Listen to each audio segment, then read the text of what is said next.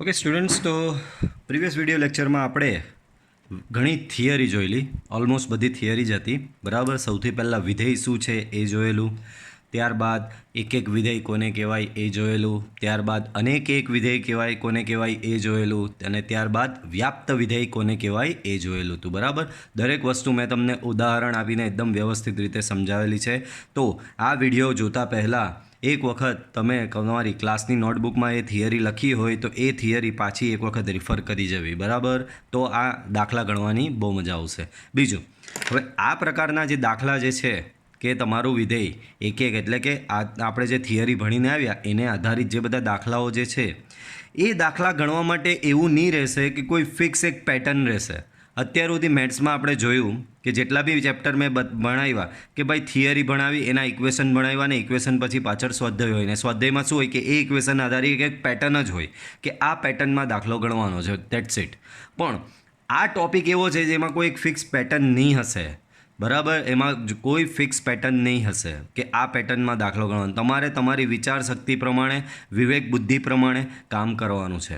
બીજી વસ્તુ, સૌથી પહેલાં તો દિમાગમાં જ નક્કી કરી દેવાનું છે કે ભાઈ છે કે નહીં, આ એક એક છે કે વ્યાપ છે કે નહીં. બસ પહેલી વસ્તુ આ છે કે તમે તમારા દિમાગમાં જ નક્કી કરી દો. પછી થિયરિટિકલી અને મેથેમેટિકલી જે રીતે તમારે સાબિત કરવું હોય ને એ રીતે સાબિત કરવાનું છે. પાછું બોલું છું કે આ પ્રકારના દાખલાની કોઈ ફિક્સ પેટર્ન નથી કે આ પેટર્નમાં જ ગણવાનો છે. બરાબર. એ રીતે કોઈ ફિક્સ પેટર્ન બની શકે એમ નથી. બટ મેં ટ્રાય કરેલી છે એક યુનિક મેથડથી કે મોસ્ટલી બધા દાખલામાં યુનિક મેથડ રહી, બટ એવું તો રહેવાનું જ નથી કે દરેક દાખલા માટે એક સિંગલ મેથડ હશે. બરાબર. દરેક દાખલા માટે સોલ્વ કરવાનો અપ્રોચ અલગ અલગ હશે. બટ હું તમને મનમાં એક કહી દઉં છું કે પહેલાં મનમાં જ નક્કી કરી દેવાનું, જોઈને રકમ જોઈને થોડું વિચારીને આપણે જે થિયરિટિકલ કન્સેપ્ટ ભણીને આવ્યા એ થિયરિટિકલ કન્સેપ્ટ મનમાં ને મનમાં લગાડીને જ નક્કી કરી દેવાનું કે ભાઈ એક એક છે કે વ્યાપ્ત છે કે નથી. બરાબર.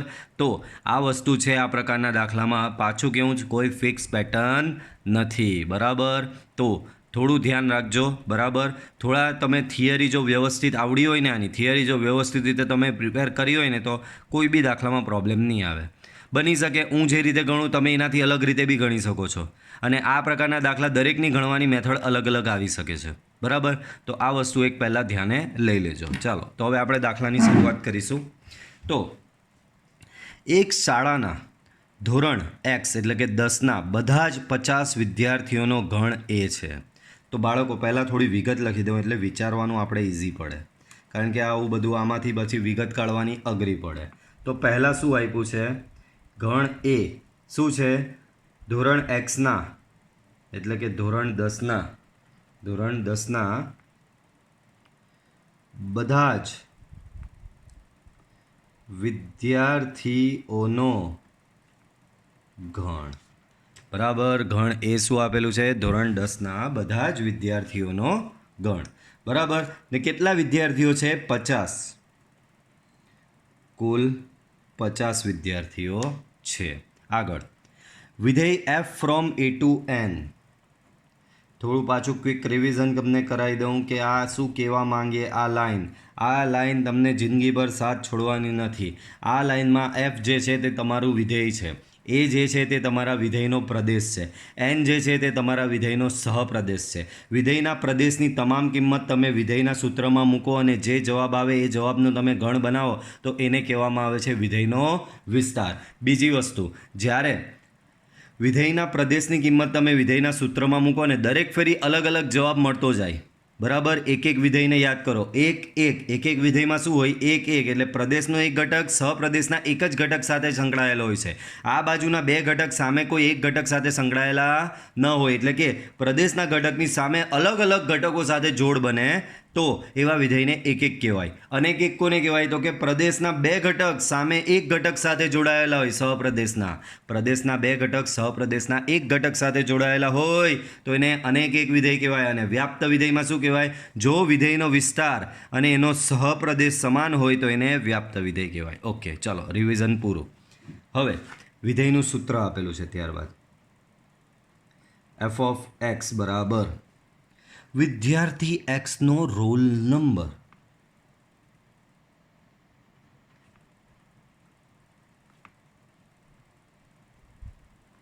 બાળકો તમે લોકો ભણો છો તો તમને બી રોલ નંબર તો આપ્યા જ હશે, અને રોલ નંબર કોઈ પણ બે વિદ્યાર્થીઓના સમાન હોય નહીં. મેં તમને કીધેલું મનમાં જ વિચારી લેવાનું આને કે ભાઈ એક એક છે કે વ્યાપ્ત છે, બરાબર.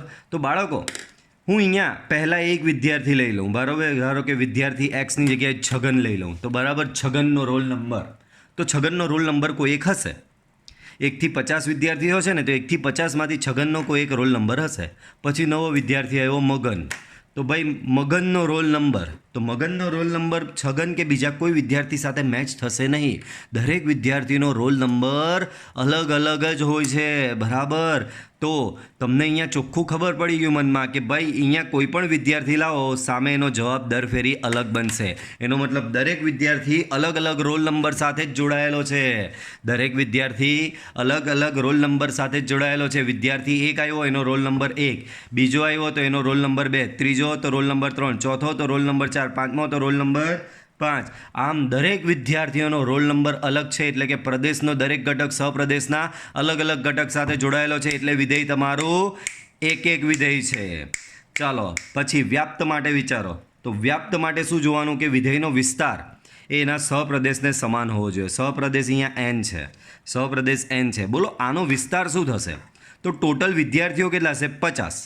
તો રોલ નંબર બી ટોટલ કેટલા થશે? 50. કયા? તો કે 1થી લઈને 50. પણ એટલે કે આનો વિસ્તાર શું થશે? RF 1 2 3 4 50 સુધીનો. પણ એનો સહપ્રદેશ n શું છે? સહપ્રદેશ n શું કહે છે કે ભાઈ એનમાં તો 1થી લઈને ઇન્ફાઇનાઇટ હોય. તો ભાઈ આપણો વિસ્તાર 1થી 50 આવ્યો અને સહપ્રદેશ 1થી લઈને ઇન્ફાઇનાઇટ છે. તો વિસ્તાર અને સહપ્રદેશ સમાન નથી, આથી તે વિધેય વ્યાપ્ત નથી. તો એ જ સાબિત કરવાનું છે. તો પહેલાં આ રીતે મનમાં ને મનમાં વિચારી લેવાનું, બરાબર. હજી બી કહું છું, તમે પહેલાં મનમાં નક્કી કરશો, મનમાં તમે નક્કી કરશો તો જ તમારા દાખલામાં તમને આઈડિયા આવશે કે મારે શું કરવાનું છે. બાકી એમ વિચારશો કે હું દાખલો ગણું અને પછી નક્કી કરું કે એક એક છે કે વ્યાપ્ત છે કે નથી, બરાબર. તો એવું શક્ય રહેવાનું નથી. પહેલાં મનમાં ને મનમાં નક્કી કરો, એ પ્રમાણે એની સાબિતી આપો, બરાબર. તો આમાં મનમાં ને મનમાં મેં નક્કી કરી દીધું કે એક એક છે, એટલે મારે કંઈ બી કરીને એક એક બતાવવાનું છે. ભાઈ તમે અહીંયા કંઈ બી લખો, થિયરિટિકલ કન્સેપ્ટમાંથી ઉઠાવીને જે રીતે સાબિત કરવું હોય એ રીતે સાબિત કરો, ચાલે. પણ પછી અહીંયા કીધું છે કે વ્યાપ્ત નથી, તો કંઈ નહીં, આપણે બી નક્કી કરી જ દીધું છે કે વ્યાપ્ત નથી, કે તમને રીઝન બી આપ્યું. તો અહીંયા થિયરિટિકલી તમારે જે રીતે સાબિત કરવું હોય એ રીતે સાબિત કરી શકો કે આપેલું વિધેય વ્યાપ્ત નથી. ક્લિયર? ચાલો આગળ વધીએ. તો અહીંયા આપેલું છે વિદ્યાર્થી એક્સનો રોલ નંબર. બાળકો પહેલાં હેડિંગ મારવાનું, 1 1 માટે. અહીં દરેક વિદ્યાર્થીનો રોલ નંબર અલગ અલગ જ હશે, બરાબર. વિદ્યાર્થીનો રોલ નંબર તો અલગ અલગ જ હોય ને. કોઈ પણ બે વિદ્યાર્થીના રોલ નંબર સેમ થોડા થાય. એક જ ક્લાસના કોઈ પણ બે વિદ્યાર્થીના રોલ નંબર સેમ થોડા હોય. આમ પ્રદેશ, તો કે પ્રદેશ શું છે તમારો? વિદ્યાર્થીઓનો ગણ. તો પ્રદેશના દરેક વિદ્યાર્થીઓ માટે, એટલે કે પ્રદેશના દરેક, પ્રદેશનો દરેક ઘટક સહપ્રદેશના, એટલે કે એનના દરેક વિદ્યાર્થીનો રોલ નંબર અલગ અલગ છે. એટલે કે દરેક વિદ્યાર્થી એટલે કે પ્રદેશનો દરેક ઘટક સહપ્રદેશમાં, જો પ્રદેશમાં શું છે? વિદ્યાર્થી છે, સહપ્રદેશમાં શું છે? રોલ નંબર છે. તો પ્રદેશનો દરેક ઘટક સહપ્રદેશના અલગ અલગ ઘટક સાથે સંકળાયેલો છે, બરાબર. આમ પ્રદેશનો દરેક ઘટક સહપ્રદેશના અલગ અલગ ઘટક સાથે સંકળાયેલા છે. આમ એફ એ એક એક વિધેય છે. તમારું વિધેય કેવું છે બાળકો? એક એક છે. નેક્સ્ટ તો હેડિંગ લગાવો વ્યાપત માટે. તો ચાલો બાળકો, અહીં તમને એફ ઓફ એક્સ શું આપેલું છે? તો કે વિદ્યાર્થી એક્સનો રોલ નંબર બાળકો આપણી પાસે કુલ વિદ્યાર્થી કેટલા છે 50, તો રોલ નંબર કયા હોઈ શકે? તમે અહીંયા છગન મૂકો તો છગનનો રોલ નંબર 1, મગન તો એનો રોલ નંબર 2, સુરેશ તો એનો રોલ નંબર 3, રમેશ તો એનો રોલ નંબર 4, મહેશ તો એનો રોલ નંબર 5. બરાબર? તો આ પ્રમાણે તમને ક્યાં સુધી મળશે? 50 સુધી મળશે. એનો મતલબ તમારો વિસ્તાર શું થશે? તો અહીં કુલ 50 વિદ્યાર્થીઓ માટે વિધેય એફનો વિસ્તાર રેન્જ ઓફ એફ બરાબર વિધેય એફનો વિસ્તાર રેન્જ ઓફ એફ બરાબર 1 2 3 4 5 અપ ટુ 50. બરાબર? પણ તમારો સહપ્રદેશ શું છે? એન છે. બરાબર? સહપ્રદેશ એન છે. શું વિસ્તાર અને સહપ્રદેશ સમાન છે? તો કે નહીં. Which is not equal to N સહપ્રદેશ. બરાબર? આથી એફ એ વ્યાપ્ત વિધેય નથી. હજી બી કહું છું, જેણે થિયરિટિકલ કન્સેપ્ટ નથી જોયા એક વખત પાછા જોઈ લે. આમાં થિયરિટિકલ કન્સેપ્ટ વખત દાખલો કરવાનો મતલબ કોઈ છે જ નહીં. બરાબર? ચાલો એના પછીનો દાખલો જોઈએ. F from n to n f of x બરાબર 2x વડે વ્યાખ્યાયિત વિધેય એક એક છે પરંતુ વ્યાપત નથી. ચાલો મનમાં નક્કી કરીએ. બાળકો, વિધેયનું સૂત્ર એફ ઓફ એક્સ છે. વિધેયનો પ્રદેશ એન છે. વિધેયનો પ્રદેશ એન છે. એનની કિંમત આમાં મૂકતા જાઓ. એનમાં શું આવે? 1 2 3 4 અપ ટુ ઇન્ફાઇનાઇટ. તો પહેલાં એનમાંથી એક લઈને આમાં મૂકો. તો એફ ઓફ 1 2 ઇન્ટુ 1 બરાબર 2 મળશે. પછી 2 લાવો તો 4 મળશે. 3 લાવો તો 6 મળશે. 4 લાવો તો 8, 5 લાવો તો 10. દરેક ફેરી અલગ અલગ જવાબ મળે છે કે નહીં? દરેક ફેરી તમને અહીંયા અલગ અલગ જવાબ મળે છે કે નહીં? મળે જ છે. બરાબર? અહીંયાની કોઈ બી કિંમત આમાં મૂકશો એવું તો થશે જ નહીં કે બે જવાબ સરખા આવે. બરાબર? અહીંયા પ્રદેશની કોઈ પણ બે કિંમત એવી નહીં મળશે કે જેના માટે અહીંયા આમાં મૂકવાથી જવાબ સેમ આવે. ભાઈ દરેક ફેરી આમાં મૂકવાથી જવાબ અલગ અલગ આવે છે. અને જવાબ અલગ અલગ આવે એનો મતલબ તમારું વિધેય એક એક છે. દરેક કિંમત માટે અલગ જવાબ એટલે વિધેય એક એક. તો મનમાં એક એક નક્કી થઈ ગયું.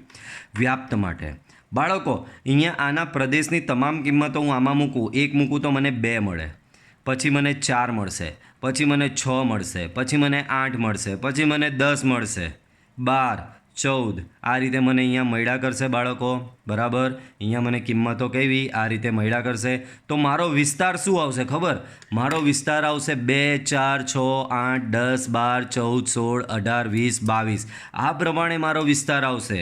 અને મારો સહપ્રદેશ શું છે? એન. ભાઈ વિસ્તાર કહે કે 2 4 6 8 10 સો ઓન. અને સહપ્રદેશ એમ કહે કે ભાઈ હું તો 1 2 3 4 5 6 7 8 સો ઓન. તો શું વિસ્તાર અને સહપ્રદેશ મેચ થાય છે? તો કે નહીં થતા.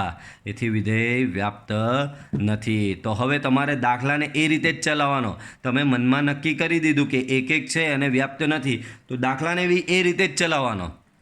દાખલાને બી તમારે એ રીતે જ ચલાવવાનો. તમારે એક એક સાબિત કરવાનું છે અને વ્યાપ્ત સાબિત કરવાનું નથી. તો ચાલો હેડિંગ મારવાનું પહેલાં એક એક માટે.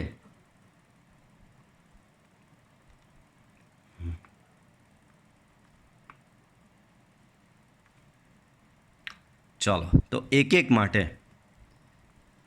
તો આપણે થિયરિટિકલ સાબિત કરી દેવાનું આમાં, કારણ કે મનમાં ખબર પડી ગઈ એક એક છે જ.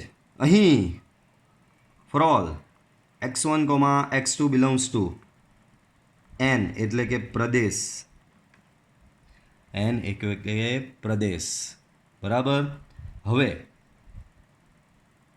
આપણે અહીંયા આપણી પાસે પેલી થિયરી હતી, તમને પાછી થોડી યાદ કરાવું જો મને પેજ મળી જાય તો. કારણ કે હા આ રહ્યા, યાદ કરો તમે. થિયરી એફ ઓફ x1 વાળી હતી. આ રહી આ રીતું. જો x1 not equal to x2, આ અનેક એકની છે, એક એકની જોઈએ. x1 not equal to x2 તો f of x1 not equal to F of x2 હોય તો તમારું વિધેય એક એક કહેવાય. અથવા તો આવું બતાવો એફ ઓફ x1 બરાબર F of x2, x1 equal to x2 આવું બતાવો તો બી તમારું વિધેય એક એક કહેવાય. બરાબર? આપણે મોસ્ટલી આ થિયરી એટલે કે આ જ ટેકનિક યુઝ કરીશું. x1 not equal to x2, f of x1 not equal to F of x2. તો અહીંયા હું પ્રદેશમાંથી કોઈ પણ બે ઘટક લેવું, બરાબર, પ્રદેશમાંથી કોઈ પણ બે ઘટક લેવું છું અને બંને ઘટક અસમાન છે, બરાબર. એનમાંથી મેં લીધો, માની લો કે એક લીધો મેં 3 અને એક લીધો મેં 5, બંને અસમાન છે. તો અહીંયા હું એના પરથી f(3) શોધું, એટલે કે f(x1) શોધું, આના પરથી f(x2) શોધું. એ પણ કોઈ દિવસ સમાન હશે નહીં. તમે હમણાં જ નક્કી કર્યું કે અહીંયાની કોઈ પણ કિંમત આમાં મૂકો, દરેક ફેરી તમને શું છે, જવાબ તો અલગ જ મળશે. 1 મૂકો તો 2 મળે, 2 મૂકો તો 4 મળે, 3 મૂકો તો 6 મળે, દરેક ફેરી અલગ જવાબ મળે છે. એટલે કે પ્રદેશની બે અલગ અલગ કિંમત માટે તમારા જવાબ બી અહીંયા અલગ અલગ મળે જ છે, બરાબર. આથી સાબિત થઈ ગયું. આમ FA, આ બે લાઈન જે તમને મેં કીધેલું ને, એટલે જ કીધેલું કે થિયરીનું બહુ મહત્ત્વ છે. આ બે લાઈન તમે લખો ને, તમે મનમાં નક્કી કરી દીધું ને, આપણે પહેલાં મનમાં નક્કી કર્યું ને કે એક એક છે, બરાબર, આ વિધેય એક એક છે, બરાબર. એક એક છે એટલે ડાયરેક્ટ આટલી આ 3 લાઈન લખી દો ને, તમારા માર્ક્સ કોઈ કાપી નહીં શકે, બરાબર. ફૂલ પ્રૂફ વેલિડ ગણાશે, બરાબર. તો આ લાઈન બહુ જ અગત્યની, તમે મનમાં તો નક્કી કરી જ દીધું છે કે તમારું વિધેય કેવું છે, એક એક વિધેય છે, બરાબર. તો અહીંયા ડાયરેક્ટ એની થિયરી આ રીતે તમારે અહીંયા લખી દેવાની. x1 not equal to x2 implies that f of x1 not equal to f of x2. આમ FA એક એક વિધેય છે. ચાલો, ત્યાર પછી વ્યાપ્ત નથી એવું સાબિત કરવાનું છે. હેડિંગ મારો, વ્યાપ્ત માટે. બાળકો અહીંયા f of x બરાબર તમને આપેલો છે 2x, બરાબર. હું પહેલાં f of 1 શોધું.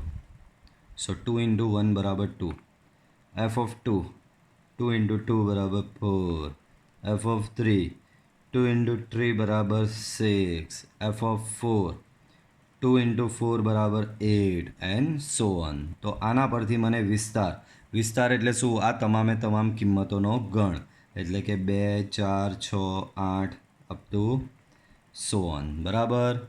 આ રીતે આગળ વધ્યા કરશે.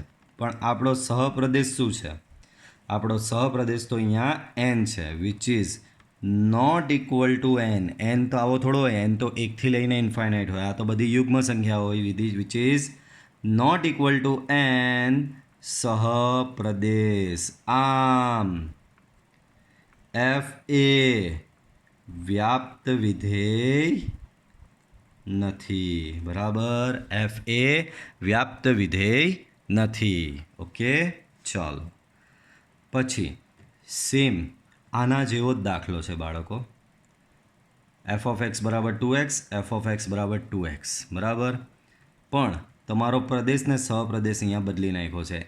ની જગ્યાએ શું કરી દીધું છે, r કરી દીધો છે. પ્રદેશ અને સહપ્રદેશ શું છે, ની જગ્યાએ શું કરી દીધું છે, માત્ર r. તો હવે એમ કહે છે કે સાબિત કરો કે આ એક એક બી છે અને વ્યાપ બી છે, બાળકો. તો બાળકો એક એક તો થવાનો જ છે. સેમ આના જેવો લખ્યું, હું આરમાંથી કોઈ બી કિંમત આમાં મૂકું, મને દર ફેરી અલગ જવાબ મળવાનો જ છે. અલગ જવાબ મળશે એટલે મારું વિધેય એક એક છે. હું સેમ આવું અહીંયા લખી દઉં, મારો કોઈ એક માર્ક કાપી નહીં શકે. આ 3 લાઈન લખી દઉં, બરાબર. આ 3 લાઈન કાંઠી ઉઠાવેલી છે, તો કે થિયરીમાંથી જ ઉઠાવેલી છે. અહીં x1 not equal to x2, f of x1 not equal to f of x2. આમ વિધેય f એ એક એક છે, દેટ્સ ઇટ, બરાબર. તો અહીંયા એક એકમાં તો પતી ગયું. પણ આ ફેરી અહીંયા તમારો વ્યાપ્ત ન હતો, આ ફેરી તમારો વ્યાપ્ત છે. વ્યાપ્ત કેમ થયો ખબર, આ આરના લીધે. તો અહીંયા આરની કોઈ પણ કિંમત તમે આમાં મૂકશો, બરાબર, નવી કિંમત જે મળશે એનાથી આખો આર ગણ બની જ જશે. જો સમજી લો, આ એક વસ્તુ મારે તમને કેવું છું ને, એ દિમાગમાં ઉતારી દો. જ્યારે બી R હોય ને, મતલબમાં આર કોઈ બી રીતે દેખાતો હોય ને, તમારો પ્રદેશ ને સહપ્રદેશમાં આર કોઈ બી રીતે દેખાતો હોય ને, ત્યારે મોસ્ટલી તમારું વ્યાપ કરી જ રાખવાનું. આવું સાદું બહુપદી વિધેય આપેલું હોય તો મોસ્ટલી એ વ્યાપ હોય ને હોય જ, 100% હોય, બરાબર. એટલે તમારે એ જ દિશામાં વિચારવાનું. જો જે રીતે આ એક એકની થિયરિટિકલ સાબિતી મેં અહીંયા આપેલી છે ને, એ જ પ્રમાણે વ્યાપની બી એક થિયરિટિકલ સાબિતી છે. એ બી યાદ રાખવાની કે જ્યારે તમને ખબર પડી જાય કે વિધેય વ્યાપ્ત છે, તો એ પ્રમાણે દાખલો ગણી નાખવાનો. તો હું આ દાખલામાં વ્યાપની થિયરિટિકલ જે સાબિતી છે ને, એ તમને બતાવીશ કે વ્યાપની થિયરિટિકલ સાબિતી કઈ રીતે છે, બરાબર. એ સાબિતી બી દરેક દાખલામાં લાગી જાય મોસ્ટલી, બરાબર. તો તમને કીધેલું તેમ દાખલા પ્રમાણે આમાં ચાલુ વર્ષે કોઈ એક ફિક્સ પેટર્ન નથી દાખલો ગણવાની, બરાબર. તો પાછું એક એક છે અને વ્યાપ્ત છે એવું સાબિત કરવાનું છે. એક એક છે તો સેમ જુઓ, કોઈ લાઈન ચેન્જ નહીં, કોપી પેસ્ટ સીધું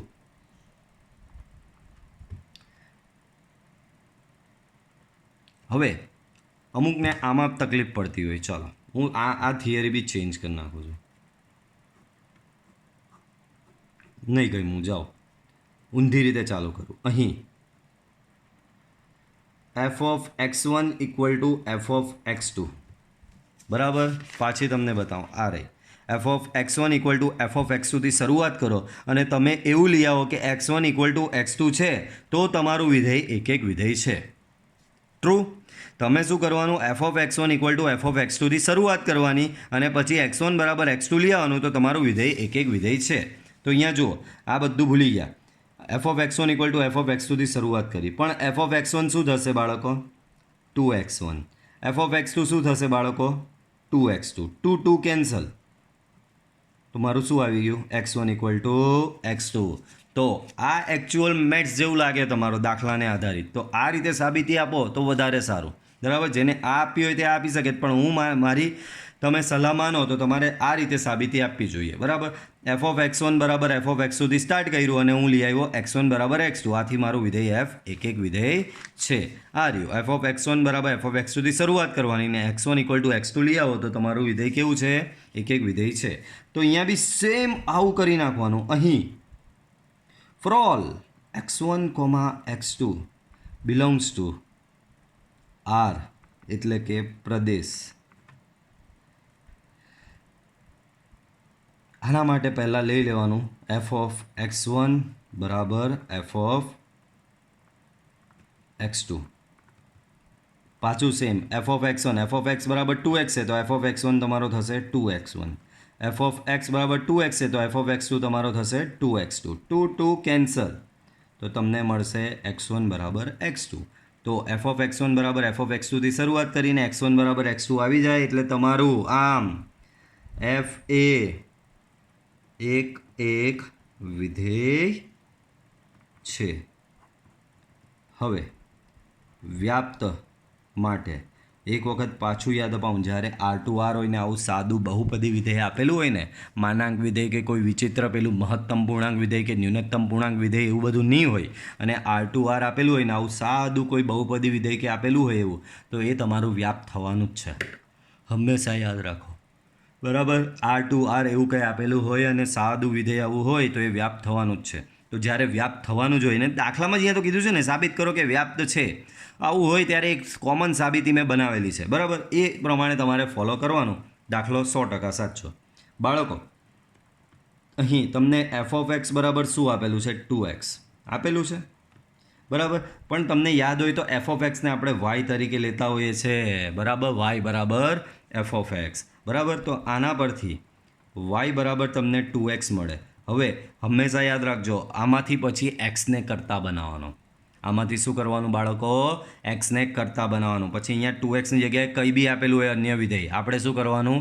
એક્સને કરતા. અહીંયા માની લો કે 2x - 3 આપેલું છે તો એમાં બી એક્સને કરતા બનાવવાનો. મતલબમાં આ વ્યાપની મેથડમાં શું કરવાનું? વાય બરાબર એફ ઓફ એક્સ બરાબર વિધેય લેવાનું, પછી નેક્સ્ટ સ્ટેપમાં શું કરવા જવાનું? એક્સને કરતા બનાવવા જવાનું. અહીંયા એક્સ બરાબર થશે તમારો y/2. એક્સ બરાબર શું થશે બાળકો? y/2. હવે બાળકો તમારી પાસે એફ ઓફ એક્સ છે, પણ એક્સ બરાબર તમે શું લઈ આવ્યા? y/2.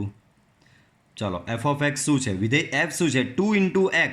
તો વિધેય એફ શું કહે કે મારા અહીંયા અંદર જે છે તે 2 વડે ગુણાઈ જાય. તો અહીંયા અંદર કોણ છે? y/2. તો આપણે તો ફોર્મેટ જ લખી દેવાનું 2 × અંદરનો. તો 2 × અંદરનો અહીંયા ખાલી જગ્યા, અંદરનો કોણ છે અહીંયા? y/2. તો 2 2 કેન્સલ, તો તમને શું મળ્યો? y.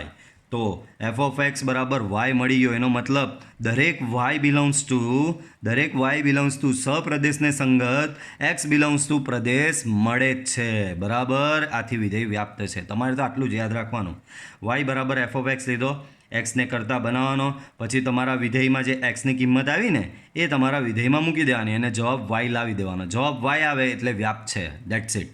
અને વાય આવી જ જશે, તમે ટેન્શન લેવાની જરૂર નથી, દર ફેરી વાય આવી જ જશે. તો પછી અહીંયા એક લાઈન લખવાની, આમ પ્રત્યેક વાય બિલોંગ્સ ટુ આર કૌંસમાં લખવાનું સહપ્રદેશ ને સંગત એક્સ બિલોંગ્સ ટુ આર પ્રદેશ મળે જ છે. આમ એફ એ વ્યાપ્ત વિધેય છે. તમારું એફ કેવું વિધેય થયું? વ્યાપ્ત વિધેય થયું. બરાબર. આ લાઈન યાદ રાખી જ દેવાની. આ અમુક સ્ટાન્ડર્ડ, આ દાખલો એટલી સ્ટાન્ડર્ડ મેથડે કર્યો છે જે મોસ્ટલી બધા દાખલામાં તમે અપ્લાય કરી શકો છો. એક માટેની આ સ્ટાન્ડર્ડ મેથડ કઈ? તો કે એફ ઓફ એક્સ વન બરાબર એફ ઓફ એક્સ ટુથી શરૂઆત કરવાની અને છેલ્લે એક્સ વન બરાબર એક્સ ટુ સાબિત કરી આપવાનું. અને વ્યાપ્ત માટેની આ સ્ટાન્ડર્ડ મેથડ વાય બરાબર એફ ઓફ એક્સ બરાબર વિધેય લેવાનો, એક્સને કરતા બનાવવાનો, એને પાછો એક્સની જે આ કિંમત આવે એને તમારે વિધેયમાં મૂકવાની અને જવાબ વાય લાવો. વાય લાવ્યા પછી આ એક સ્ટાન્ડર્ડ લાઈન લખી દેવાની એટલે વિધેય વ્યાપ્ત વિધેય છે. બરાબર, ક્લિયર? ચાલો, તો આ હતું તમારું એક અને વ્યાપ્ત. બરાબર. ચાલો, આના પરથી એકાદો મને એક્સ્ટ્રા ગણવાની ઈચ્છા થાય છે, એના પર આધારિત જ લઈ લઈએ. ઉદાહરણ 9 આ ઉદાહરણ 9 ગણ્યું ને, તો આપણે એના પર આધારિત એકાદ ઉદાહરણ લઈ લઈએ. ઉદાહરણ 9.1. તો કન્સેપ્ટ આખો ફ્રેશ એકદમ ક્લિયર થઈ જાય. ઉદાહરણ 9.1. હવે આ ફેરી તમને આપેલું છે એફ ફ્રોમ એન ટુ ઈ. અમુક કહેશે સર આ ઈ કયું આવ્યું? આવું તો અમે કોઈ ભણ્યા જ નથી, યાદ કરો. એન ટુ ઈ અને સેમ વિધેય જ એફ ઓફ એક્સ બરાબર 2x. તો આ વિધેય એક કે વ્યાપ્ત છે એ નક્કી કરવાનું છે બાળકો. આપણે શું કરવાનું? અને એક કે વ્યાપ્ત આપણે નક્કી કરવાનું છે. બરાબર. ચાલો, તો સૌથી પહેલાં હેડિંગ લગાવીશું એક માટે. બરાબર. મનમાં જ નક્કી કરી દો. આમાં તો એક થવાનું જ છે. સિમ્પલ વસ્તુ છે, કારણ કે દરેક કિંમત આમાં મૂકીશ, દરેક ફેરી અલગ જવાબ મળવાનો જ છે. એનું એ જ. હવે તમે કહેશો ઈ શું છે? તો ઈ છે યુગ્મ પ્રાકૃતિક સંખ્યાઓનો ગણ. યુગ્મ પ્રાકૃતિક સંખ્યાઓ એટલે 2, 4, 6, 8, 10 એ બધી. બરાબર. ચાલો, તો એક માટે. તો એક માટે અહીં for all x1, x2 belongs two n પ્રદેશ માટે એફ ઓફ x1 બરાબર એફ ઓફ x2 થી શરૂઆત કરવાની. બરાબર. એફ ઓફ x1 બરાબર એફ ઓફ x2 થી શરૂઆત કરવાની. એફ ઓફ x1 એટલે કે 2x1, એફ ઓફ x2 એટલે કે 2x2. આવી ગયું તમારું x1 બરાબર x2, અને મનમાં તમે નક્કી તો કરી જ દીધેલું એક છે જ. બરાબર. આમ એક મનમાં નક્કી કરી દો એટલે આટલું જ લખવાનું, પછી કોઈ ચિંતા કરવાની જરૂર નહીં. આમ એફ એ એક વિધેય છે. નેક્સ્ટ વ્યાપ્ત માટે. બરાબર. હવે વ્યાપ્ત નક્કી કરીએ તો કે આમાંથી પહેલાં એનમાંથી 1 મૂકવામાં તો 2 મળે, 2 મૂકો તો 4 મળે, 3 મૂકો તો 6 મળે, 4 મૂકો તો 8 મળે, 5 મૂકો તો 10 મળે. મતલબમાં તમને વિધેયની કિંમતો કઈ મળતી જાય? 2, 4, 6, 8, 10, 12. અને તમારો સહપ્રદેશ ઈ એ શું છે? એ બી એ જ છે, યુગ્મ પ્રાકૃતિક સંખ્યાઓનો ગણ. એટલે કે 2, 4, 6, 8, 10. એટલે કે અહીંયા આ કિસ્સામાં તમારા વિધેયનો વિસ્તાર બરાબર સહપ્રદેશ થઈ જાય છે. આથી એ વ્યાપ્ત વિધેય છે. બરાબર. તો જો અહીંયા ડાયરેક્ટ જ સાબિત કરી દઈએ. અહીંયા એફ ઓફ 1 શોધું તો એફ ઓફ 1 બરાબર 2 ઇન્ટુ 1 બરાબર 2. એફ ઓફ 2 તો એફ ઓફ 2 બરાબર 2 ઇન્ટુ 2 બરાબર 4. એ જ પ્રમાણે એફ ઓફ 3 શોધો તો એફ ઓફ 3 બરાબર 2 ઇન્ટુ 3 બરાબર 6. આ પ્રમાણે તમારું આગળ વધતું જશે. આના પરથી રેન્જ ઓફ એફ તમને શું મળે? 2, 4, 6, સો ઓન. બરાબર. અને એ તમારો ગણ ઈ છે જ ઇક્વલ ટુ ઈ સહપ્રદેશ.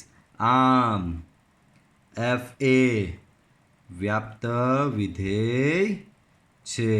હું અહીંયા ચાહતે તો પેલી થિયરિટિકલ મેથડ બી ગણી શકતે, વાંધો નહીં આવતે, પણ આ તમને કન્સેપ્ચ્યુઅલી ખબર પડે એટલે આ થિયરિટિકલ મેથડથી બી બતાવતે તો ચાલતે, કારણ કે ખબર તો પડી જ ગયેલી કે વ્યાપ્ત છે. તો આ મેથડથી બી બતાવતે, અને આ મેથડથી એક્ઝેક્ટ આઈડિયા આવે છે તમને કે એનો વિસ્તાર અને સહપ્રદેશ સમાન છે. આથી વિધેય વ્યાપ્ત છે. ચલો, એવું જ બીજું એક તમને આપું. ઉદાહરણ 9.2. તો ઉદાહરણ 9.2માં હું આપી રહ્યો છું તમને F from Z to Z ને એફ ઓફ એક્સ બરાબર સેમ આજ 2x. આ વિધેય એકિક છે કે વ્યાપ્ત છે એ તમારે નક્કી કરવાનું છે. બરાબર, મનમાં જ નક્કી કરો. એક તો થવાનું જ છે, કારણ કે કોઈ બી આમાંથી કિંમત લો. ઝેડ છે, ઝેડ એટલે ઋણ, ધન ને શૂન્ય બધું જ લેવું પડે. તો આમાંની કોઈ બી સંખ્યા લો, દરેક ફેરી આમાં મૂકવાથી અલગ જવાબ મળશે ને મળશે જ. -3 મૂકો -6, -2 મૂકો -4, -1 મૂકો -2, 0 મૂકો 0, 1 મૂકો 2, 2 મૂકો 4, 3 મૂકો 6. મતલબમાં દરેક ફેરી તમને અહીંયા અલગ અલગ કિંમત મળવાની જ છે. આથી તમારું આ વિધેય કેવું છે? એક વિધેય છે જ. બરાબર. વ્યાપ્તની વાત કરીએ તો બાળકો આનો વિસ્તાર, અહીંયા હું આ બધી ઝેડની કિંમતો આમાં મૂકતો જાઉં તો મને કઈ જવાબ મળશે ખબર? -6, -4, -2, -0, 2, 4, 6. તો બધી યુગ્મ સંખ્યાઓ જ મળશે, પણ સહપ્રદેશ તો ઝેડ છે. તો અહીં વિસ્તાર ઇઝ નોટ ઇક્વલ ટુ સહપ્રદેશ ઝેડ. આથી તમારું વિધેય વ્યાપ્ત નથી. તો આ તમારે જાતે પ્રેક્ટિસમાં કરવાનું છે. જવાબ અહીંયા તમારો શું આવ્યો? એફ એક છે અને એફ વ્યાપ્ત નથી. તો આ પ્રમાણે તમારે અહીંયા ચાલવાનું છે. બરાબર. તો આ તમને મેં એક્સ્ટ્રા ગણાવ્યા પ્રેક્ટિસ માટે, ખાલી કન્સેપ્ટ સમજાવવા માટે. બરાબર. ચાલો આગળ જોઈએ. સાબિત કરો કે વિધેય f from n to n, f from n to n, f of 1 બરાબર એફ ઓફ 2 બરાબર 1 છે, અને પ્રત્યેક x ગ્રેટર ધેન 2 માટે એફ ઓફ એક્સ બરાબર x -1 છે. તો વિધેય એફ વ્યાપ્ત છે પરંતુ એક નથી.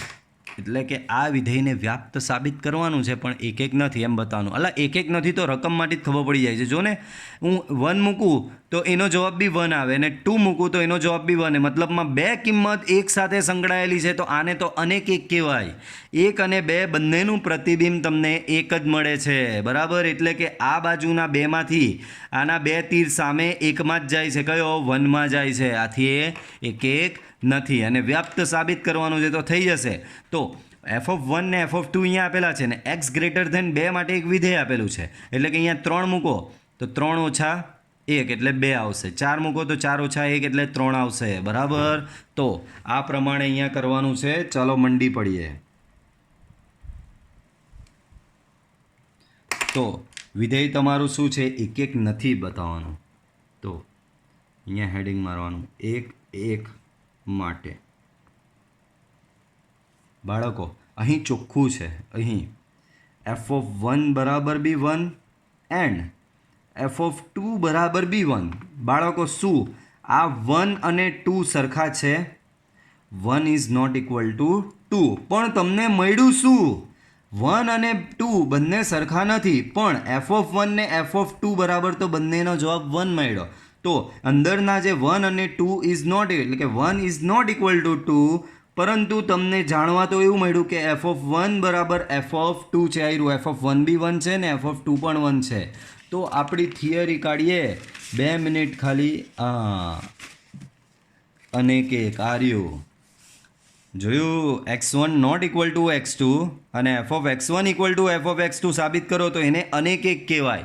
અહીંયા જો એવું જ છે, આ એપ સમજી લો તમારો x1 ને આ સમજી લો તમારો x2, તો બંને ઇક્વલ નથી. x1 અને x2 ઇક્વલ નથી, પણ તમને f of 1 equal to F of 2 મળ્યો. એટલે કે F of x1 equal to F of x2 મળી ગયો. બરાબર. So 1 is not equal to 2 but f of 1 equal to F of 2 મળી ગયો. આથી તમારું વિધેય એક નથી પણ કેવું છે? અનેક એક છે. બરાબર. તો આમ આપણે તો શું એ લોકોએ એકની વાત કરી છે, અંદર કશે લખ્યું છે અનેક એક, તો આપણે તો એવું જ લખવાનું. એક નથી. એક નથી તો શું છે? અનેક એક છે. આમ એફ એ એક નથી. ચાલો નેક્સ્ટ હેડિંગ આપીએ વ્યાપ્ત માટે. બાળકો વ્યાપ્ત માટે વાત કરીએ તો અહીં એફ ઓફ 1 બરાબર 1 આપેલો છે, એફ ઓફ 2 બરાબર બી 1 આપી જ દીધેલો છે. બરાબર. હવે તમને આગળ વિધેય આપેલું છે આ રહ્યું કે 1 અને 2 માટે તો આ રીતના ડાયરેક્ટ ફિક્સ કિંમત છે, પણ 2 કરતાં મોટી સંખ્યા તમે આમાં મૂકવી હોય તો તમારે આ વિધેય વાપરવાનું, એટલે કે 3, 4, 5, 6 માટે આ વિધેય વાપરવાનું.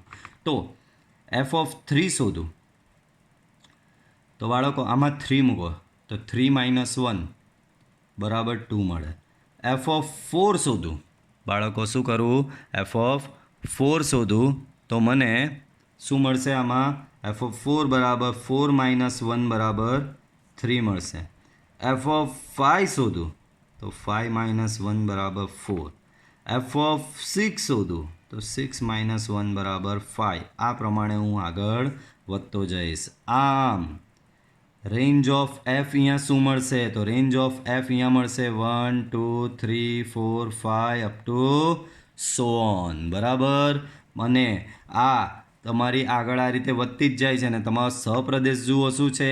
એન છે, તો ઇક્વલ ટુ એન સહપ્રદેશ. આમ એફ એ કેવું વિધેય છે? વ્યાપ્ત વિધેય છે. તમારું વિધેય વ્યાપ્ત થશે. એના પછીનો દાખલો જુઓ. સાબિત કરો કે f from r to r f of x બરાબર x² દ્વારા વ્યાખ્યાયિત વિધેય એક પણ નથી, વ્યાપ પણ નથી. કોઈ ચિંતા જ નથી, આપણે એક બી નથી ને વ્યાપ બી નથી, કહી જ દીધું છે. તો આપણે મનમાં નક્કી કરવાની જરૂર જ નથી, એ પ્રમાણે સાબિતી આપવાની ચાલુ કરી દેવાની. પહેલાં હેડિંગ 1 માટે બાળકો સ્ક્વેર છે. હવે સ્ક્વેર આવે ને તે દિમાગમાં ફિટ કરી દેવાનું કે ઋણ અને ધનનો સ્ક્વેર સેમ જ થાય, એટલે કે -2નો સ્ક્વેર કરો કે 2નો સ્ક્વેર કરો સેમ જ આવે. તો જો અહીંયા હું શું એક ઉદાહરણ લઈ લઈશ. એફ ઓફ -2 મારે શોધવું છે, તો -2 એટલે -2નો વર્ગ 4 મળે. એફ ઓફ 2 શોધવું છે, ડેટ મીન્સ 2નો સ્ક્વેર બી મને 4 મળે. બાળકો અહીં શું -2 અને +2 સરખા છે? તો -2 અને +2 તો સરખા નથી. -2 ઇઝ નોટ ઇક્વલ ટુ +2, પરંતુ તમને f of -2 equal to F of 2 મળે જાય છે. ભાઈ આ બે સરખા નથી, but f of -2 equal to F of 2 થઈ જાય છે. એનો મતલબ આ તમારું એક વિધેય નથી. કેમ? આ તો અનેક એકની છે point. x1 not equal to x2, f of x1 બરાબર એફ ઓફ x2, તો તમારું અનેક એક કહેવાય. એકનું તો શું કહે? ક્યાં તો અહીંયા બંને નોટ ઇક્વલ હોવા જોઈએ, ક્યાં તો અહીંયા બંને ઇક્વલ હોવા જોઈએ. બરાબર. તો એવું એકની શરતનું પાલન થતું નથી. ઇન શોર્ટ એકમાં તમને ખબર પડી ગઈ ને, કોઈ પણ બે જુદી જુદી કિંમત માટે સરખા જવાબ આવે તો એક નથી. બે જુદી જુદી -2 અને 2 બે જુદી જુદી કિંમત છે, પણ બંનેનો જવાબ એક જ, એટલે કે 4 આવ્યો છે. બરાબર. આથી એ એક નથી. આમ એફ એ એક નથી. ચલો નેક્સ્ટ. વ્યાપ્ત માટે બરાબર. તો બાળકો x² છે. સિમ્પલ લેંગ્વેજમાં તમને કહું, અહીં y બરાબર એફ ઓફ એક્સ બરાબર x². ભાઈ કોઈ પણ સંખ્યાનો વર્ગ કરો એ 0 અથવા 0 કરતાં મોટો આવશે કે નહીં? કોઈ પણ સંખ્યાનો વર્ગ 0 અથવા 0 કરતાં મોટો આવશે. ટ્રુ કે ફોલ્સ? ટ્રુ. ભાઈ કોઈ પણ સંખ્યાનો વર્ગ કરો 0 અથવા 0 કરતાં મોટો આવશે. એનો મતલબ અહીં વિધેયનો વિસ્તાર કેવો આવશે ખબર? વિધેયનો વિસ્તારમાં RF greater than equal to 0, કારણ કે આમાં કોઈ પણ સંખ્યા તમે મૂકો જવાબ 0 અથવા 0 કરતાં મોટો આવશે, ને આનો જે જવાબ હોય એને શું કહો છો તમે? વિધેયનો વિસ્તાર. એનો મતલબ વિધેયનો વિસ્તાર બી તમારો અહીંયા શું આવશે? 0 અથવા 0 કરતાં મોટો આવશે. વિધેયનો વિસ્તાર બી શું આવશે? 0 અથવા 0 કરતાં મોટો આવશે. એનો મતલબ તમને વિધેયનો વિસ્તાર શું મળ્યો ખબર? 0 અથવા 0 કરતાં મોટો એટલે 0થી લઈને ઇન્ફાઇનાઇટ. અને આ 0થી લઈને ઇન્ફાઇનાઇટને કહેવાય R+, ધન વાસ્તવિક સંખ્યાઓનો. પણ તમારો સહપ્રદેશ તો આખો R છે. આ આરમાં તો ઋણ સંખ્યાઓ બી આવે, આમાં ખાલી ધન આવે. So which is not equal to R સહપ્રદેશ. આમ એફ એ વ્યાપ્ત વિધેય નથી. તમારું એફ વ્યાપ્ત વિધેય નથી. ક્લિયર? ચાલો આગળનો દાખલો જોઈએ. ઉદાહરણ નંબર 12. તો આવા દાખલા થોડા વિચિત્ર. આવા દાખલા કેવા? થોડા વિચિત્ર. થોડા કંઈ નહીં, પણ આપણે હેન્ડલ કરી લેવાનું. બરાબર. ચાલો તો શું કહે છે? સાબિત કરો કે f from n to n એ એકક અને વ્યાપ્ત વિધેય છે, બંને છે એવું સાબિત કરવાનું છે બાળકો. શું બંને છે? એકક બી છે અને વ્યાપ્ત બી છે. હવે અહીંયા યુગ્મ અને અયુગ્મવાળું આવે એટલે તમને ભેરવી નાખ્યા. બધી પોસિબિલિટી તમારે અહીંયા ચેક કરવાની. શું તમારે અહીંયા બધી પોસિબિલિટી ચેક કરવી જ પડે, કંઈ બી કરો. ચાલો તો પહેલાં હેડિંગ મારીએ. એક માટે for all x1, x2 belongs to n પ્રદેશ. હવે બાળકો આ x1 ને x2 પ્રદેશમાંથી લઉં છું. હવે અહીંયા એક્સને બે પાર્ટમાં ડિવાઈડ કરેલો છે, એક અયુગ્મ બી લીધો છે અને યુગ્મ બી લીધો છે. તો x1 અને x2 ક્યાં તો કેવું હોઈ શકે? ક્યાં તો બંને યુગ્મ હોઈ શકે, ક્યાં તો બંને અયુગ્મ હોઈ શકે, ક્યાં તો એક યુગ્મ અને એક અયુગ્મ હોઈ શકે. આટલી પોસિબિલિટી છે. એમ તો 4 પોસિબિલિટી હોય, x1 x2 બંને યુગ્મ, x1 x2 બંને અયુગ્મ, x1 યુગ્મ x2 અયુગ્મ અને x1 અયુગ્મ x2 યુગ્મ. પણ આપણે આ છેલ્લી બે પોસિબિલિટીને મર્જ કરી શકીએ. ભાઈ બેમાંથી એક અયુગ્મ અને એક યુગ્મ, બરાબર? તો અહીંયા મારે 3 કેસમાં દાખલો ગણવો પડશે, એક એકનો જ. તો કેસ 1, બરાબર? કેસ 1 બતાવવાનું જ છે ને, એક એક કંઈ બી કરીને. બસ કેસ 1. તો કેસ 1 હું લઈ લઉં છું x1 યુગ્મ એન્ડ x2 બી યુગ્મ, બરાબર? તો x1 યુગ્મ અને x2 યુગ્મ એટલે કે તમારે વ્યાખ્યા યુગ્મની લગાવવાની છે, એટલે કે f(x) બરાબર આ વ્યાખ્યા લેવાની છે. તો દાખલામાં મંડી પડીએ, બરાબર? આપણે કેવી રીતે શરૂઆત કરીએ? તો f(x1) બરાબર f(x2) થી શરૂઆત કરવાની, બરાબર? f(x1) બરાબર f(x2) થી શરૂઆત કરવાની. x1 તો યુગ્મ છે એટલે આમાં મુકાય એટલે અહીંયા આવશે તમારું x1 - 1. x2 યુગ્મ છે એટલે આમાં મુકાય તો અહીંયા આવશે તમારું x2 - 1. -1 ગયો તો તમને શું મળે? x1 બરાબર x2. તો સાબિત થઈ ગયું f(x1) બરાબર f(x2) થી શરૂઆત કરી અને x1 બરાબર x2 આવી ગયું. આમ f એ એક છે, પણ ક્યારે? કેસ 1 માટે, એટલે કે બંને યુગ્મ હોય ત્યારે એક છે. હવે case 2, x1 અયુગ્મ and x2 B અયુગ્મ. x1 ને બી અયુગ્મ લો, x2 ને બી અયુગ્મ લો. તો હવે શરૂઆત કરવાની આપણે f(x1) બરાબર f(x2) થી શરૂઆત કરવાની. f(x1) બરાબર f(x2) થી શરૂઆત કરીએ. હવે x1 અયુગ્મ છે એટલે આ વ્યાખ્યા લેવાની, x1 + 1 અહીંયા થશે x2 + 1. +1 સામે કેન્સલ, એનો મતલબ x1 બરાબર શું આવશે? x2 આવશે. શું આવશે બાળકો? x1 બરાબર x2. તો સાબિત થઈ ગયું f(x1) બરાબર f(x2) અને x1 બરાબર x2, તો વિધેય એક છે. આમ f એ એક છે. હવે સૌથી અગત્યનો કેસ 3. એકને અયુગ્મ લો અને બીજાને યુગ્મ લો, બરાબર? ચાલો સાબિતીની શરૂઆત કરીએ આપણે. હવે f(x1) = f(x2) થી શરૂઆત કરીએ. બોલો, x1 તો અયુગ્મ છે એટલે આ વ્યાખ્યા લાગે, આમાં x1 મુકાય એટલે તમને મળે x1 + 1. x2 તમારો યુગ્મ છે એટલે આ વ્યાખ્યા લાગે, ને આમાં તમે x2 મૂકો તો તમને મળે x2 - 1, બરાબર? હવે x2 ને આ બાજુ લઈ આવો, બરાબર? x2 ને તમે શું કરો? આ બાજુ લઈ આવો, x1 - x2, અને આ +1 સામે લઈ જાઓ, તો -2 મળે. ચાલો હવે આમાં બેઝિક ગણિતનો સવાલ છે બાળકો. x1 તમારી શું હતી? બાળકો? x1 અયુગ્મ હતી,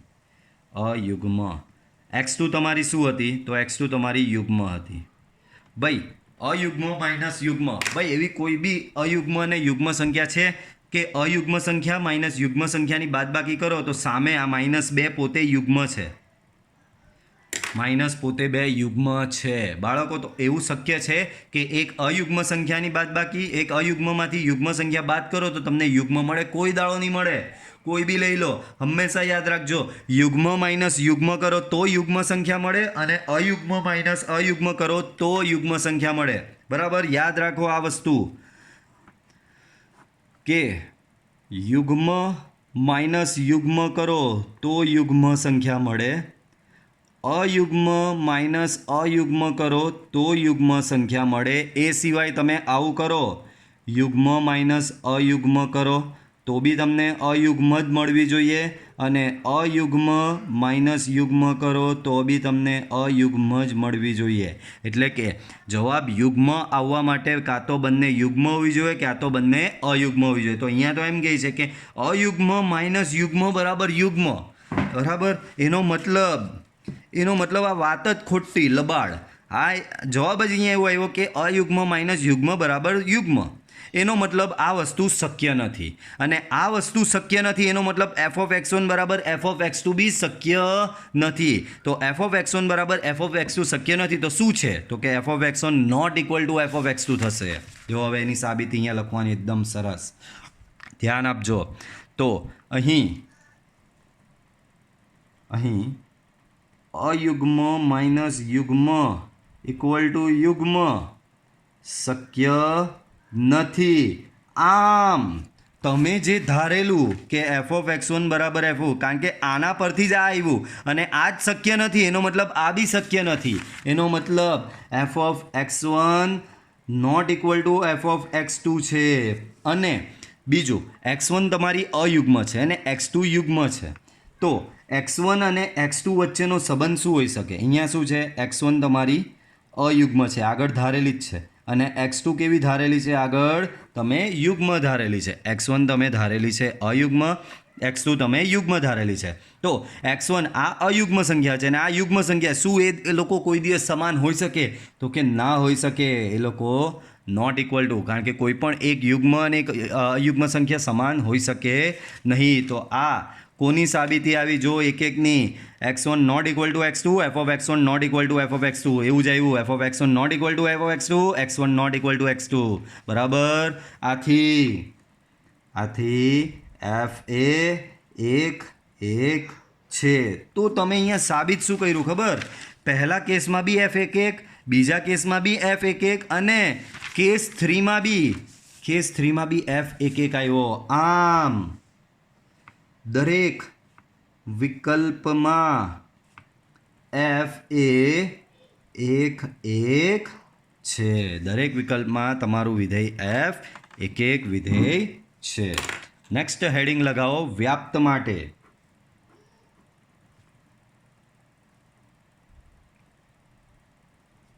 આ તો હજી દાખલાનો પહેલો પાર્ટ પૂરો થયો. એક વ્યાપ્ત માટે. ચલો વિધેય તમને યાદ કરાવું વ્યાપ્ત માટે પાછું.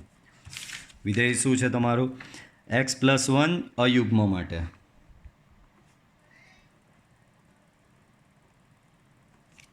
ને x-1 x યુગ્મ માટે. બરાબર, x-1 x યુગ્મ માટે ને f from n to n છે. f from n to n. ચાલો હવે વ્યાપ્ત સાબિત કરવાનું છે. બરાબર, વિધેયને જો એક બી બતાવવાનું જ ને વ્યાપ બી બતાવવાનું જ છે. મતલબ કંઈ બી કરીને બતાવી દેવાનું છે વ્યાપ. સમજી લો, તમારામાં સ્કિલ હોવી જોઈએ કે આને વ્યાપ તો હું કેવી રીતે બતાવું. બરાબર, એમ નથી કહેતો કે ચોપડી કે દર્પણમાં કે કશામાં કોઈ બી મટીરિયલમાં જેમ આપેલું એમ સાબિત કરો. તમારામાં સ્કિલ હોવી જોઈએ. તમારામાં એ સ્કિલ ક્યારે આવશે? જ્યારે તમારી પાસે આ બધી થિયરી તમારા બ્રેઇનમાં રેડી હશે ત્યારે આવશે. તો હંમેશા યાદ રાખો, એટલે હું થિયરીને એટલું ઇમ્પોર્ટન્સ આપું છું મેથ્સમાં બી. બરાબર, ચાલો. તો f from n to n. એનમાં કઈ સંખ્યા આવે? તો બાળકો એનમાં પહેલી 1 આવે. 1 યુગ્મ કે અયુગ્મ? તો કે 1 અયુગ્મ. અયુગ્મ તો કયામાં મૂકવાનું? આમાં મૂકવાનું. એટલે કે 1 + 1 બરાબર જવાબ શું આવશે બાળકો? 2 આવશે. ચાલો, પછી એફમાં બીજી સંખ્યા કઈ આવશે? તો બીજી સંખ્યા 2 આવશે. બરાબર, 2 યુગ્મ આવે. યુગ્મ આવે એટલે આમાં મૂકવું પડે. તો 2 - 1 બરાબર 1 મળશે. પછી તમને 3 આવે. 3 અયુગ્મ તો આમાં મૂકવી પડે. 3 + 1 બરાબર 4. પછી આવે 4, તો 4 તો તમારી યુગ્મ, તો 4 - 1 બરાબર 3. પછી આવે 5, તો 5 તમારી અયુગ્મ તમારી આમાં મૂકવાની, તો 5 + 1 બરાબર 6. પછી આવે 6, તો 6 તમારી યુગ્મ, તો 6 - 1 બરાબર 5. આ પ્રમાણે તમારી સંખ્યાઓ આગળ વધતી જશે. બોલો અહીં વિધેયનો વિસ્તાર RF, વિધેયનો વિસ્તાર RF 1 2 3 4 5 6 એવી રીતે આગળ વધે જ છે ને, 1 2 3 4 5 6 સો ઓન. પણ આ તમને જોઈ શકો છો કે આ n જ કહેવાય અને એ n તમારો શું છે? સહપ્રદેશ છે જ. તો ઇક્વલ ટુ n સહપ્રદેશ બરાબર. આમ FA વ્યાપ્ત વિધેય છે. તમારું FA વ્યાપ્ત વિધેય છે જ બરાબર. પડી સમજ? ચાલો એના પછીના બે ઉદાહરણ છે, હજી જોઈ લઈએ કે ઉદાહરણનો આપણો ખાતમો આવી જાય. હવે આ ઉદાહરણ માત્ર સમજ માટે છે. મોસ્ટલી આવા ઉદાહરણ કોઈ પૂછશે નહીં. સાબિત કરો કે કોઈ પણ વ્યાપ્ત વિધેય f from 1 to 3 to 1 to 3 એ હંમેશા એક છે. વેરી ગુડ બાળકો, તમને જે વિગત આપેલી તે સમજો. વિધેય f from 1 to 3 to 1 to 3 આપેલું છે અને ચોખ્ખું કહી દીધેલું છે વિધેય f કેવું છે? વિધેય f એ વ્યાપ્ત છે. તો તમારે સાબિત શું કરવાનું છે? f એ એક છે. સાબિત કરો કે f એક છે બરાબર. સાબિત શું કરવાનું છે બાળકો? f એ એક છે બરાબર. ચાલો તો બાળકો અહીંયા પ્રદેશ ને સહપ્રદેશ સેમ છે બરાબર. ચાલો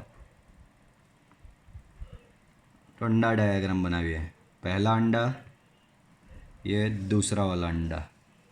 पहले अंडे में भी 1 2 3 है, दूसरे अंडे में भी 1 2 3 है बराबर. ચાલો તો હવે કીધું શું છે કે તમારું વિધેય વ્યાપ્ત છે. વ્યાપ્ત છે એટલે કે આનો વિસ્તાર બરાબર સહપ્રદેશ. બીજી રીતે કહું તો આનો દરેક ઘટક એ સામેના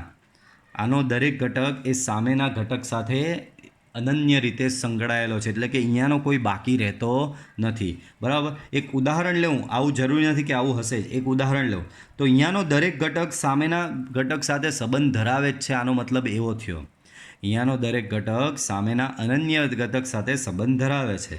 તો માની લઈએ કે આવું છે, આ 1 1 સાથે, 2 2 સાથે, તો 3 3 સાથે. તો અહીંયાના દરેક ઘટકનો સામેના ઘટક સાથે અનન્ય સંબંધ થઈ ગયો એટલે કે અહીંયાનું વિધેય વ્યાપ્ત થઈ ગયું. પણ વ્યાપ્ત કરવામાં થયું એવું કે એ એક પણ થઈ ગયું. જુઓ અહીંયાનો ઘટક એક સાથે સંકળાયેલો છે, આનો ઘટક બી એક જ ઘટક સાથે સંકળાયેલો છે, આ એક ઘટક બી એક જ ઘટક સાથે સંકળાયેલો. તો તમારું વિધેય એક આપમેળે થઈ ગયું. તો માત્ર સમજનો દાખલો છે બરાબર. તો અહીંયા થોડું ફોર્માલિટી પતાવી દઈએ. અહીં આકૃતિ પરથી સ્પષ્ટ છે કે વિધેય વ્યાપ્ત હોવાથી સહપ્રદેશના પ્રત્યેક ઘટકને સંગત સહપ્રદેશના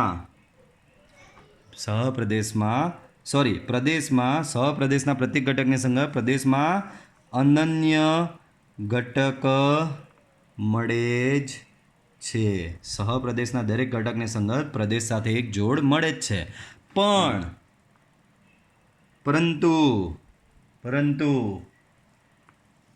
આકૃતિ પરથી એ પણ ફલિત થાય છે કે પ્રદેશનો પ્રત્યેક ઘટક સહપ્રદેશના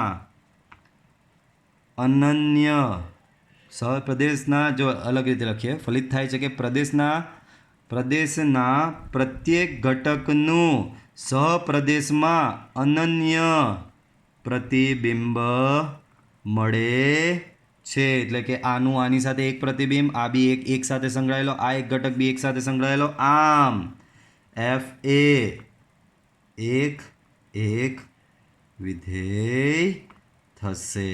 તમારો f એ એક વિધેય પણ થશે. ક્લિયર? ચાલો ઉદાહરણ 14. તો આનું ઊંધું જ છે. અહીંયા શું કીધેલું કે આ વિધેય વ્યાપ્ત હોય તો એને એક એક સાબિત કરો. હવે એનું ઊંધું છે. સાબિત કરો કે કોઈ પણ એક વિધેય એ વ્યાપ્ત છે. એ વ્યાપ્ત છે. તો ઊંધી રીતે સાબિત કરવાનું, સિમ્પલ જ વસ્તુ છે. અહીં તમને એફ ફ્રોમ શું આપેલું છે? 1 2 3 2 1 2 3 અને તમારું એફ કયું વિધેય છે? અહીંયા એક એક વિધેય છે. તો તમારે સાબિત શું કરવાનું છે? સાબિત કરો કે એફ વ્યાપ્ત છે.